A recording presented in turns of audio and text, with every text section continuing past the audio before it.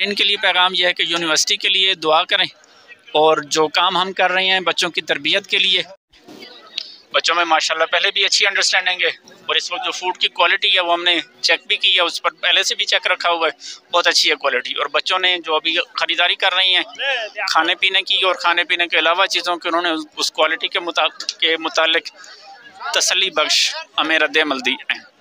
जो इंटरव्यू ली थी टोटल यहाँ पर बिजनेस मैनेजमेंट के स्टूडेंट थे, बाकी बच्चे कह रहे थे उनको भी मतलब इस तरह की अपॉर्चुनिटी देना चाहिए, तो इस हवाले से आप क्या कहेंगे? और कारामद शहरी बनाने के लिए बल्तिस्तान के अंदर।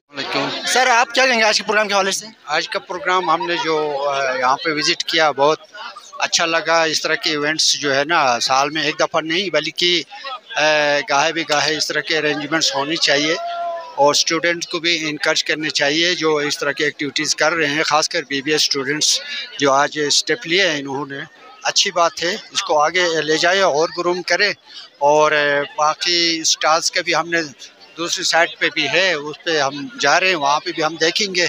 तो बाकी मेरी तरफ से ये है कि बहुत अच्छा रहा है और अप्रिशिएट करता हूँ। और अभी यहाँ पर लोग कहते हैं गिलबल्तिस्तान के बच्चों के अंदर बहुत सारे टैलेंट छुपे होते हैं सर, तो आज आप यहाँ पर विजिट किए हैं तो आपको यहाँ से कौन सी नई चीज़ आपको देखने को मिला सर?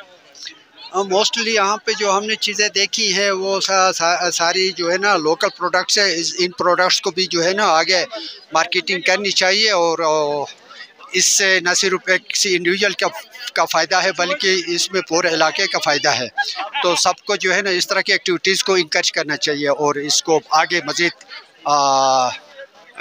बढ़ाने की कोशिश करें। तो ये साल में 2-3 दफ़ा इस तरह के इवेंट्स हों ताकि सबको पता चले कि भाई ये स्टूडेंट के अंदर जो एनर्जेटिक है और इनके अंदर जो स्किल्स है वो ज़ाहिर हो जाए।